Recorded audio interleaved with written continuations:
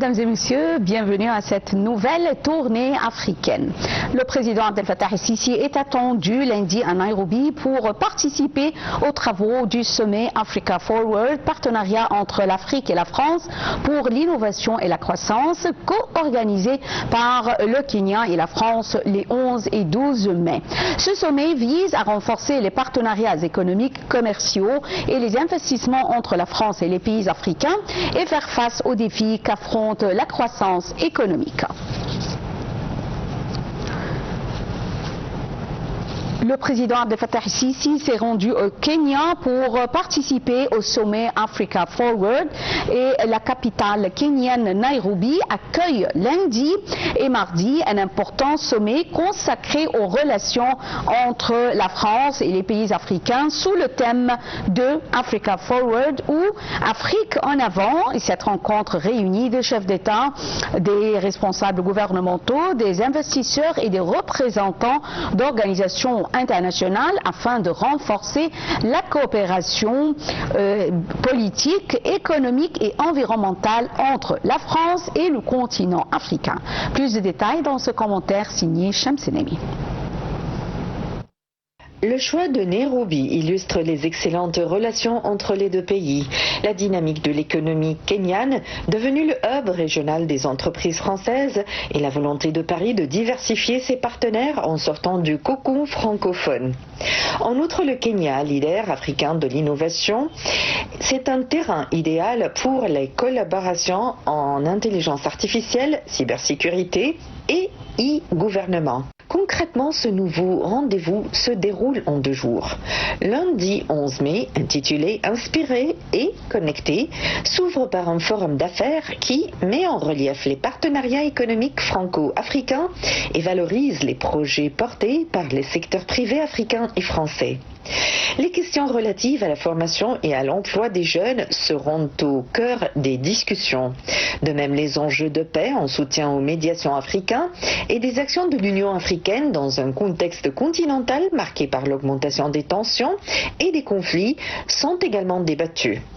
La seconde journée est largement consacrée aux questions cruciales du financement du développement et aux enjeux globaux et sera clôturée par un concert animé par de grands noms de la musique africaine et des diasporas.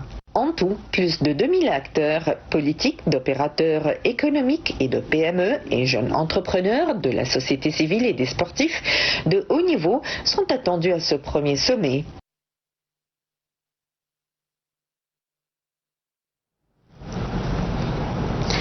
La capitale kenyane Nairobi accueille aujourd'hui le sommet Africa Forward et j'ai le plaisir d'avoir avec moi en ligne Monsieur Ahmed Abdelwahed, chercheur en droit international et qui va nous jeter la lumière sur l'importance de ce sommet. Bonjour Monsieur Ahmed Abdelwahed et bienvenue. Bonjour madame. Bonjour. Alors tout d'abord, quels seront les principaux objectifs du sommet Africa Forward qui se tient aujourd'hui à Nairobi? Alors l'objectif du sommet, vous savez bien qu'il s'agit d'un sommet qui est organisé par la France en coopération d'un pays africain, à savoir le Kenya, qui est un pays qui parle anglais comme langue officielle. Et ce qui est important, c'est que c'est la première fois qu'un pays qui parle une telle langue accueille un tel sommet. Vous voulez dire qu'il ne parle pas, le pays ne parle pas, qu'il n'est pas un pays francophone? Alors, c'est exactement ça. Dans le sommet, on trouve des pays francophones, ça c'est sûr, mais le fait qu'un pays non francophone qui accueille le sommet, ça montre la volonté de la France d'élargir son réseau africain, alors au-delà de ses anciennes colonies. L'objectif d'un tel sommet, c'est un peu de changer le paradigme relationnel franco-africain. Là, la France, elle cherche à créer un véritable partenariat avec l'Afrique, faisant en sorte que la relation n'est plus verticale où la France édicte ses règles, mais on cherche à créer un rapport dans lequel l'Afrique a un mot à dire et a une volonté de prospérer en quelque sorte. Oui. Donc vous voyez que la France s'intéresse à l'Afrique, non pas seulement en ce qui concerne les pays francophones, mais anglophones et autres. Oui. Exactement. Alors, comment la France pourrait-elle renforcer sa coopération avec, comme vous venez de le dire, M. Abdelwahed, avec ces pays? Alors, la France, elle cherche, comme je viens de dire, à améliorer son rapport avec l'Afrique en créant un rapport équilibré. On essaye de créer des alliances qui proposent une coopération plus attractive et plus respectueuse parce que maintenant, comme vous savez, la France, elle est en concurrence avec la Chine, qui est considérée maintenant le premier partenaire économique et commercial pour l'Afrique, avec des projets qui proposent des projets d'infrastructure et des prêts et des taux d'intérêt plus intéressants. Du coup, la France même, elle est en quatrième rang. C'est un pays qui a un présence qui est fort, mais elle n'a plus l'influence la plus dominante. Oui. Du coup, la France, elle cherche à créer un rapport qui se base sur le respect, la coopération, et en proposant des avantages réels, en fournissant des investissements dans les secteurs clés pour l'économie moderne. Vous savez bien, le sommet, il couvre des disciplines comme le secteur énergétique. On cherche à assurer à l'Afrique une transition qui est verte, mais aussi en favorisant le rôle des PME, petites moyennes entreprises, et le rôle de start-up. La France cherche aussi à assurer un certain transfert technologique qui permet à l'Afrique d'être plus industrialisée et par voie de conséquence d'avoir une économie plus forte qui se stabilise malgré ces instabilités politiques.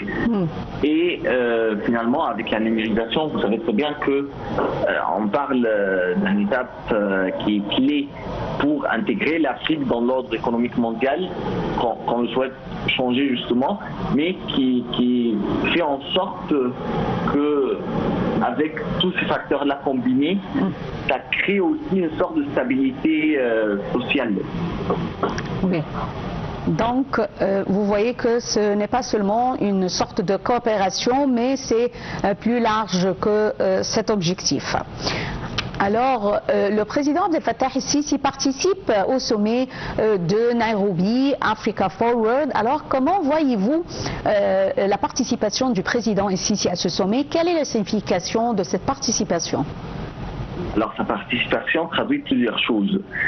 Déjà, on essaye à renforcer le rôle de l'Égypte comme un acteur pivot en Afrique. D'un autre côté, on cherche à peser dans les grandes orientations économiques africaines. C'est-à-dire quand nous, ce qu'on cherche à faire, c'est à garder notre rôle de leader régional, ce qui nous donne de la visibilité internationale, mais aussi nous permet à participer dans des opportunités nouvelles qui se présentent en Afrique. Oui. Cela se fait par notre contribution. L'Égypte, comme un pays leader, elle partage son expertise en matière d'infrastructure, la transmission de l'expérience égyptienne dans les différents domaines. Exactement. Il est fortement apprécié. Vous comprenez bien que lorsqu'on a fait des projets en interne, on partage notre expérience avec nos amis africains, mais aussi par la coopération énergétique et ça fournit une sorte de modèle de développement étatique dirigé. Oui, oui. L'Égypte même, elle offre aux étudiants africains d'être ici en Égypte et comme on peut dire, comme des bourses et des choses pareilles pour les étudiants africains.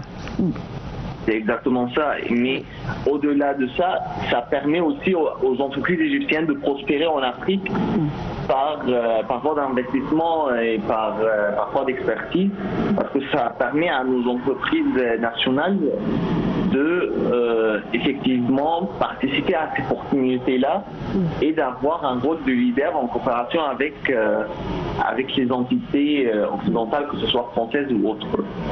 Est-ce que, Monsieur Abdelwahed, est-ce que vous voyez que l'Égypte peut être comme une porte entre la France et les pays africains? Alors,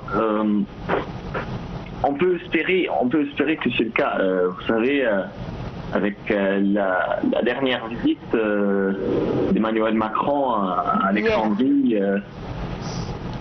notre position par rapport à l'Afrique, même si nous ne sommes pas le pays qui a accueilli le sommet, mais on a un rôle de médiateur, et c'était toujours le cas, que ce soit avec le Moyen-Orient ou avec l'Afrique. Maintenant, on préside l'organisation ou la Ligue des pays africaines. On peut espérer d'avoir un tel rôle et on essaye de positionner l'Égypte comme un hub dans lequel peuvent prospérer une opportunité de business. Vous savez aussi qu'il y a au Caire un centre régional pour la médiation et l'arbitrage qui sert à trancher les litiges commerciaux. L'Égypte fait tout son possible pour créer une atmosphère propice pour améliorer son propre économie, mais aussi les économies voisines. Alors, on a vu également comment les visites réciproques du président Abdel Fattah el-Sisi et des présidents africains, on peut dire, et ces visites ont renforcé la coopération entre les deux parties. Alors, quel est le rôle que joue l'Égypte actuellement dans le développement du continent africain? Le rôle que joue l'Égypte, c'est, comme on vient de le dire, c'est la transmission du savoir-faire. L'Égypte a un rôle régional qui se traduit par deux choses principaux. Déjà, la transmission du savoir-faire par la voie de ces entreprises, que ce soit dans le secteur énergétique ou sur le terrain des infrastructures, mais aussi par le rôle des capitaux. L'Égypte présente des investissements de nature capitalistique qui permet à nous aussi de participer dans le marché africain. D'ailleurs, notre cher ministre des Affaires étrangères, Dr Badr Abdellatif, est déjà allé au sommet pour renforcer les accords d'investissement bilatéraux, ce qui traduit la volonté d'Égypte de participer de façon massive dans les opportunités nouvelles du continent africain. Alors je tiens à vous remercier infiniment, Monsieur Ahmed Abdelwahed, chercheur en droit international, pour cette interview avec vous. Et on enchaîne, mesdames et messieurs, avec les informations africaines et le ministère des Affaires étrangères qui a annoncé la libération de 508 ressortissants égyptiens détenus à Tripoli et 871 autres détenus à Benghazi, impliqués dans des dossiers de migration irrégulière en Libye. Selon un communiqué publié dimanche, le rapatriement de ces hommes emprisonnés entre le 1er janvier et la fin avril a été assuré en étroite collaboration avec les autorités libyennes et englobe également le rapatriement de 99 dépouilles de citoyens victimes de naufrage.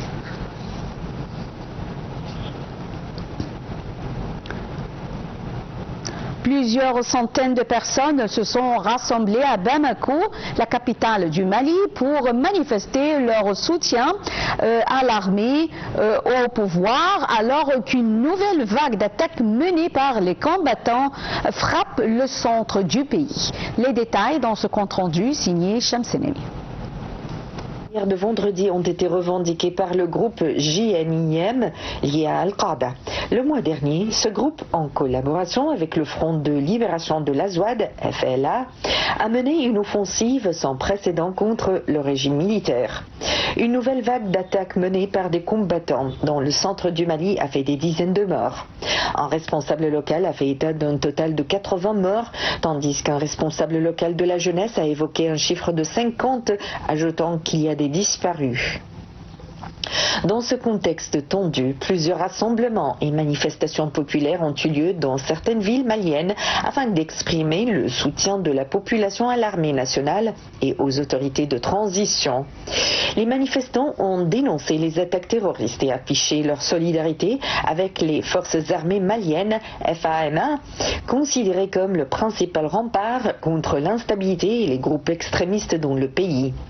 Des slogans patriotiques et des appels à l'unité nationale ont été entendus lors de ces mobilisations. Autre source d'inquiétude pour les autorités, le blocus routier imposé depuis le 30 avril par les militants sur plusieurs axes menant vers Bamako.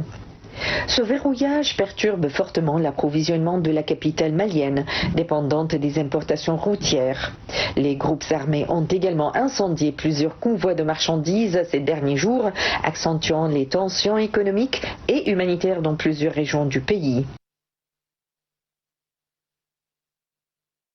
Mesdames et messieurs, fin de cette tournée africaine. Merci pour votre fidélité à NATV International. Et la transmission en langue française reprend à 18h locale. Merci et très bonne journée. Au revoir.